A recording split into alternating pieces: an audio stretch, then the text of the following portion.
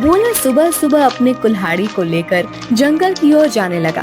भोला रोज लकड़ियां तोड़कर लाता और गांव में जाकर बेचता। जो भी थोड़े पैसे मिलते उससे जैसे तैसे अपना पेट भरता। उस दिन जब भोला लकड़ी काटने गया, उसने देखा कि बहुत सारे पेड़ पहले से ही कटे हुए हैं। फिर अरे ये क्या, लगता है आज कलुआ मुझसे पहले आकर लकड़ियां तोड़कर चला गया। वैसे भी कलुआ को तो मुझसे बहुत ज्यादा लकड़ियों की जरूरत होती है, इसीलिए आया होगा। चलो अब जंगल के और अंदर जाना होगा। भोला और अंदर चला गया। उसने देखा कि बीच जंगल में बहुत से पेड़ थे। उन पेड़ों को देखकर अरे वाह, यहाँ पर तो बहुत सारे पेड़ हैं। अगले 2 महीनों तक भी रोज लकड़ियाँ काटूं तो भी कम नहीं पड़ेंगी। भोले ने पेड़ काटने के लिए कुल्हाड़ी उठाई। तभी उसने देखा कि ऊपर एक बंदरिया अपने नवजात बच्चे के साथ उस पेड़ पर बैठकर फल खा रही थी। वो बंदरिया इतने प्यार से अपने बच्चे को पकड़कर बैठी थी कि उनका प्यार देखकर भोला रुक गया। ये क्या करने जा रहा था मैं? अगर मैंने ये पेड़ काट दिया, माँ बंदरिया और उसके बच्चे का घर टूट जाएगा। नहीं, मुझे ऐसा नहीं करना चाहिए। शायद इस पेड़ पर बहुत सारे फल हैं, इसीलिए ये बंदरिया यहाँ रहती होगी। चलो मैं कोई ऐसा पेड़ काटता हूँ जिस पर किसी जानवर या पंछी का घर ना हो। भोला और आगे चला गया। उसने अपनी जरूरत के अनुसार लकड़ियाँ काटी और उन्हें बेचने चला गया। ऐसे ही दिन बीतते रहते हैं। भोला रोज उस बंदरिया और उसके बच्चे को देखता। कभी कभी भोला बंदरिया को खिलाने के लिए घर से रोटी भी ले आता। एक दिन जब भोला लकड़ी काटने गया, तब उसने देखा कलुआ उसी पेड़ पर कुल्हाड़ी चला रहा था जिस पेड़ पर उस बंदरिया रहती थी। कलुआ को उस पेड़ को काटते देख, अरे कलुआ, ये क्या कर रहे हो? ये कैसा सवाल है? भगवान ने आंखों की जगह बटन लगाकर भेजा है क्या? दिखाई नहीं देता? लकड़ी काट रहा हूँ। वो तो मैं देख रहा हूँ कलुआ, लेकिन इस पेड़ की लकड़ी क्यों काट रहे हो? किसी और पेड़ की लकड़ी काटो। पेड़ पर देखो, एक बंदरिया का घर है, उसके साथ उसके नवजात शिशु भी हैं कलुआ। तो क्या हुआ? वो बंदरिया किसी और पेड़ पर चली जाएगी। इतने सारे पेड़ तो हैं। लेकिन कलुआ, लेकिन वेकिन कुछ नहीं। चल निकल जा यहाँ से। आया बड़ा मुझे सिखाने वाला। और सुन, इस पेड़ को तो पूरा मैं ही काटूंगा, ये ध्यान रखना। तुझे चाहिए तो कहीं और चला जा, नहीं तो ये देख रहा है ना कुल्हाड़ी, मुझे जरा सी भी देर नहीं लगेगी इस कुल्हाड़ी को तुझ पर चलाने में। कलुआ पेड़ काटने लगा। भोला बेचारा चाह कर भी कुछ नहीं कर पाया और आगे चला गया। दोपहर के समय जब भोला जंगल से लौट रहा था, तब सपने देखा कि कलुआ ने वो पूरा पेड़ काट डाला था। भोला को बहुत बुरा लग रहा था। तभी उसकी नजर पेड़ के एक बड़े लकड़ी के नीचे गई। वो बंदरिया उस लकड़ी के नीचे मरी पड़ी हुई थी। उसे देख भोला के आंखों में आंसू बहने लगे। भोला को लग रहा था कि शायद उसके बच्चे की भी मौत हो गई है। भोला उस बंदरिया के पास गया। तभी उसने देखा कि बंदरिया ने मरते हुए भी अपने बच्चे को अपने गोद में सुरक्षित रखा था। हे भगवान, तेरी महिमा अपरंपार है। इस बंदरिया ने मरते हुए भी अपने बच्चे को गोद में सुरक्षित रखा है। सच में माँ आखिर माँ ही होती है। लेकिन अब इस बच्चे का क्या होगा? कलुआ भी कितना दुष्ट है। मैंने बताया था उसे इस पेड़ पर इस बंदरिया का घर है, लेकिन उसने मेरी बात नहीं सुनी। फिर भोला ने गड्ढा खोदकर बंदरिया के शव को उस गड्ढे में डाल दिया। फिर उसके बच्चे को अपने गोद में उठाकर अपने साथ उसे घर ले आया। उस दिन एक बाद से भोला अपने छोटे भाई की तरह उस बंदर को साथ रखने लगा। एक दिन भोला लकड़ी काटने गया था। तब क्यों भोला, सुना है तूने किसी बंदर को पाल रखा है? अरे खुद का पेट तो तुझसे भरता नहीं, अब उस बंदर को क्या खिलाएगा? वो वही बंदर है कलुआ, जिसकी माँ के तुम हत्यारे हो।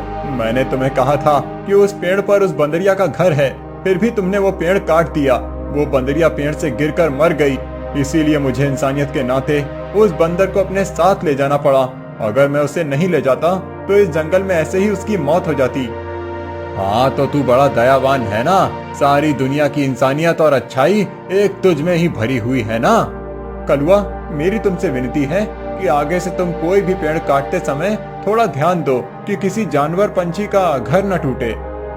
ए भोला, मैंने पहले भी एक बार तुझसे कहा था कि तू मुझे मत सिखा। जब तूने कुल्हाड़ी हाथ में लेना सीखा था ना, उसके कई साल पहले से मैं लकड़ी काट रहा हूँ। तू कौन होता है मुझे सिखाने वाला? रुक, तुझे अभी मजा चखाता हूँ। ऐसा कहकर कलुआ ने भोला को पीटना शुरू कर दिया। उसे पीटने के बाद भोला को उसने चेतावनी भी दी कि आगे से अगर वो इस गांव में लकड़ी काटने के लिए आएगा तो उसे अपनी जान से हाथ धोना पड़ेगा। बेचारा भोला घर आ गया और बंदर से बात करने लगा। चलो दोस्त, अब इस गांव से हमारा दाना पानी उठ गया है। उस कलुआ ने मुझे पीटकर साफ साफ चेतावनी दे दी है। अब अगर जान बचानी है तो इस गांव को छोड़कर जाना ही बेहतर होगा। चलो, हम कहीं और जाकर हमारी अपनी दुनिया बसाएंगे। भोला बंदर को अपने कंधे पर बिठाकर गांव से कहीं दूर जाने के लिए निकल गया। दिन बीत रहे थे और भोला दर बदर भटकते हुए काम की तलाश कर रहा था। ना तो उसे काम मिल रहा था और ना उसके रहने का कोई ठिकाना था। जैसे तैसे अपने लिए और बंदर के लिए वो एक वक्त का खाना जुटा पा रहा था। एक दिन ऐसे ही वो थक कर एक पेड़ के नीचे बैठा हुआ था। बंदर उसकी गोद में सोया हुआ था। तभी वहाँ एक योगी बाबा आए। प्रणाम योगी बाबा। कल्याण हो पुत्र। एक बात बताओ, तुम इस बंदर को ऐसे गोद में लेकर क्यों बैठे हो?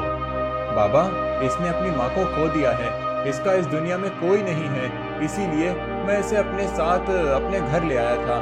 लेकिन हमारे गांव के एक गुंडे की वजह से मुझे गांव छोड़ना पड़ा। अब मैं काम और सर पर छत ढूंढते हुए दर दर भटक रहा हूँ। पुत्र, तुम्हारा हृदय सच में कोमल है। तुमसे किसी का भी दुख नहीं देखा जाता। तुमने इस अनाथ बंदर की जिम्मेदारी लेकर इसे एक परिवार दिया है। तुम अगर चाहो तो मेरे साथ मेरे आश्रम में रह सकते हो। मेरे आश्रम में मेरे कुछ शिष्य रहते हैं और कई बार कितने साधु भी आते हैं। उनके भोजन और रहने की व्यवस्था की जिम्मेदारी अगर तुम उठाओ तो मुझे बहुत आनंद होगा। ये तो मेरी खुशनसीबी है बाबा। मुझे आपके साथ रहने में सचमुच खुशी होगी। लेकिन बाबा, मेरा ये बंदर भी मेरे साथ आएगा। मैं इसे कहीं नहीं छोड़ सकता। हाँ पुत्र, तुम इसके साथ आ सकते हो। भोला बाबा के साथ उनके आश्रम चला गया। भोला अब योगी बाबा के आश्रम में सफाई, भोजन व्यवस्था, हवन की सामग्री ले आना, बाबा जी के शिष्यों की सहायता करना, ऐसे सारे काम करने लगा। भोला का बंदर हमेशा उसके साथ रहता था। योगी बाबा भोला का काम और उसकी काम के प्रति निष्ठा देखकर खुश थे। बाबा हमेशा अपने बाकी शिष्य और साधुओं से भोला की तारीफ करते थे। बाबा जी का एक शिष्य था मानिक, जो भोला की तारीफ से बहुत जलता था। उसे लगता था कि भोला तो एक साधारण लड़का है, फिर भी बाबा जी उसकी बड़ी तारीफ करते हैं। जबकि मैं इतनी पढ़ाई करता हूँ, वेद पाठ करता हूँ, फिर भी बाबा जी को मेरी कोई अहमियत नहीं है। एक दिन, माणिक भैया, ये लीजिए, आपके लिए ये ताजे फल लेकर आया हूँ। भोला, आजकल तुम ज्यादा आलसी हो चुके हो। तुम्हें ज्यादा खाना ना पकाना पड़े, इसीलिए तुम ये फल लेकर आते हो। ऐसी बात नहीं है भैया, वो बाबूजी ने आज सबको फलहार करने को कहा है, इसीलिए मैं फल लेकर आया था। भोला बात कर ही रहा था कि तभी उसका दोस्त बंदर आया और उसने मानिक के फल खा लिए। अरे अरे, ये क्या? अरे संभालो तुम्हारे इस बंदर को। पूरे आश्रम को सर पर उठाकर रखा है। ये बंदर मेरे फल खा गया। भोला, अभी के अभी इस बंदर को भगाओ इस आश्रम से, नहीं तो मैं योगी बाबा से इसकी शिकायत करूंगा। मानिक भैया, मैं आपसे माफी मांगता हूँ और आपके लिए और फल लेकर आता हूँ, लेकिन मेरे इस भाई को मैं अपने से अलग नहीं कर सकता। मानिक को भोला पर बहुत गुस्सा आया। उसने योगी बाबा से भोला की शिकायत की, लेकिन बाबा जी ने भोला का पक्ष लेकर मानिक को ही सुना दिया और ध्यान मग्न हो गए। आज तो हद हो गई। इसकी वजह से गुरुजी ने मुझे डांटा। इसका कुछ करना ही पड़ेगा, लेकिन इस तरह कि मेरा नाम कहीं न जाए और इसकी छुट्टी हो जाए। कुछ दिन के बाद योगी बाबा को उस गांव के राजा ने अपने राजमहल में आने का आमंत्रण दिया। योगी बाबा अपने शिष्यों के साथ भोला को लेकर राजमहल चले गए। राजा ने उनकी बड़ी आओ भगत की। 2 दिन राजमहल में रहने के बाद सब आश्रम लौट गए।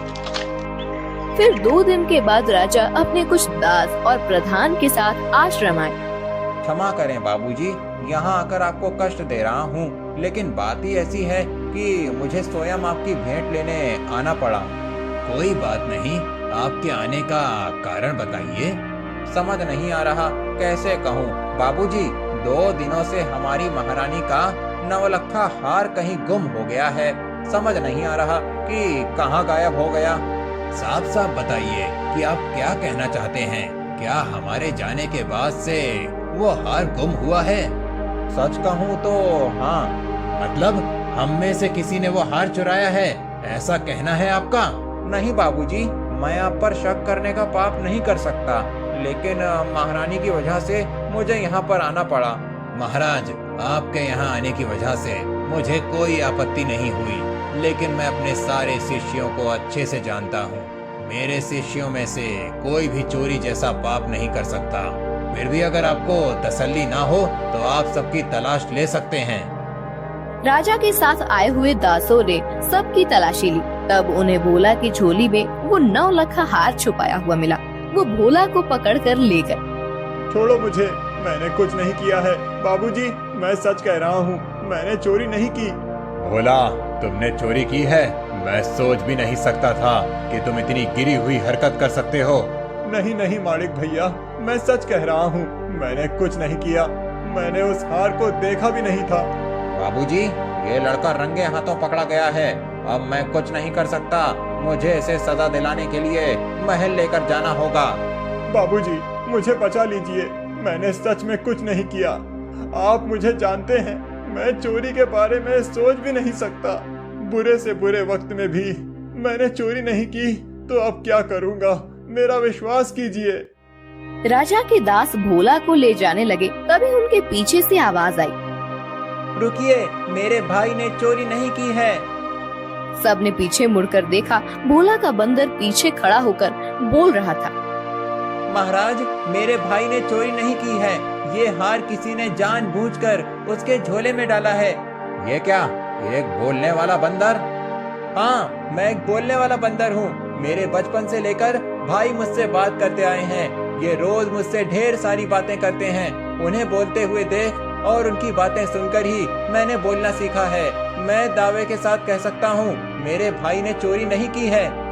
अच्छा, तो तुम दावे के साथ कह रहे हो, तो तुम्हें ये भी पता होगा कि ये हार जानबूझकर इसकी झोली में किसने डाला? हाँ, मुझे पता है। इस माड़िक ने मेरे भाई के झोले में वो हार डाल दिया था। क्या तुम सच बोल रहे हो? नहीं नहीं बाबूजी, ये झूठ बोल रहा है। मैंने सच में चोरी नहीं की है। तुम्हारी लड़खड़ाती हुई जुबान ने सब सच कह दिया है माड़िक।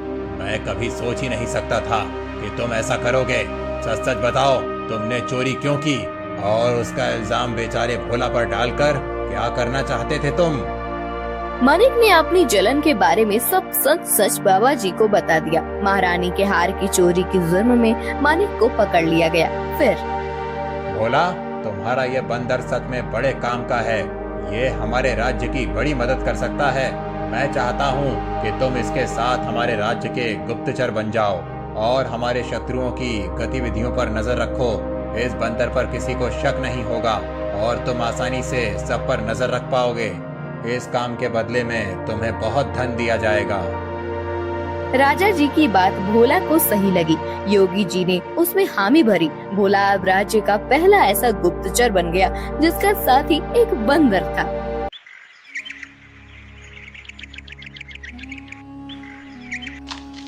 रूपा अपना पिज्जा का ठेला लेकर जा रही थी।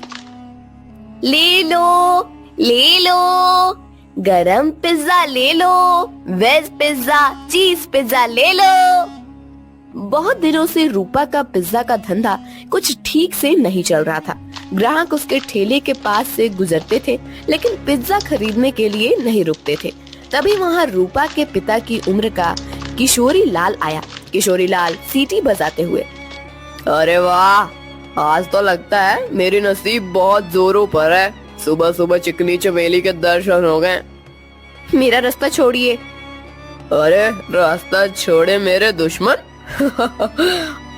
हम दोनों के तो रास्ते जल्दी ही एक होने वाले हैं और तुम बोल रही हो कि रास्ता छोड़ दो। ये ठीक नहीं है डार्लिंग। अच्छा, तुम्हें डार्लिंग कहूंगा तो चलेगा ना? वो क्या है ना, मैंने सुना है कि आजकल की लड़कियां को डार्लिंग, जानू, बच्चा ऐसे सब सुनना अच्छा लगता है। तुम बताओ मैं तुम्हें क्या कहकर पुकारूं? कोई जरूरत नहीं है मुझे किसी भी नाम से पुकारने की, जाने दीजिए मुझे। रूपा रास्ता बदलकर जाने लगी। तभी किशोरी लाल ने रूपा का हाथ पकड़ लिया। छोड़ो मेरा हाथ, छोड़ो। अपनी बेटी की उम्र की लड़की का हाथ पकड़ने में शर्म नहीं आती तुम्हें किशोरी लाल? किशोरी लाल नहीं, सुनिए जी कहकर बुलाओ मुझे, और मुझे शर्माने की जरूरत नहीं है। शादी होने वाली है हमारी। तुम्हारी उस जुआरी बाप ने मुझसे कर्जा लिया था, कर्जा नहीं चुका पाया, इसलिए अपना घर उसने मेरे नाम पर दिया। ये तो मेरी रहमत समझो कि मैंने तुम लोगों को घर से बाहर नहीं निकाला। ये करके भी वो रुका नहीं, फिर से जुआ खेलने के लिए मुझसे पैसे लिए और कहा कि अगर पैसे नहीं चुका पाया तो मेरी बेटी से शादी कर लेना। अब एक तो तुम्हारे बाप को कहो कि मेरे पैसे लौटाए, नहीं तो तुम मुझसे शादी करने के लिए तैयार हो जाओ। हाँ। रूपा मायूस होकर घर चली आई। उसने अपनी माँ भारती को रोते हुए सब बात बता दी। तभी रूपा के पिता, अरे सही तो कह रहे थे सेठ, तुम्हारे तो नसीब खुल गए हैं कि इतने अमीर आदमी से तुम्हारी शादी होगी। नहीं बापू, मैं इतने बड़े आदमी से शादी नहीं करूंगी, चाहे कुछ भी हो जाए। और माँ, आज के बाद मैं नहीं जाऊंगी पिज्जा का ठेला लेकर। रूपा अंदर जाकर रोने लगी। अगले दिन से भारती पिज्जा बेचने जाने लगी। कुछ दिन हो गए, लेकिन फिर भी जितनी जरूरत थी उतना धंधा नहीं हो रहा था। भारती बहुत परेशान हो गई थी। दिन भर पूरे गांव में घूमने के बाद रात को भारती घर जा रही थी। वो एक जगह पर बैठ गई। हे भगवान, और कितनी परीक्षा लोगे हमारी। इतनी मेहनत करके भी पैसे हाथ में नहीं आते। पति है जिसे जुआ खेलने से फुर्सत नहीं मिलती।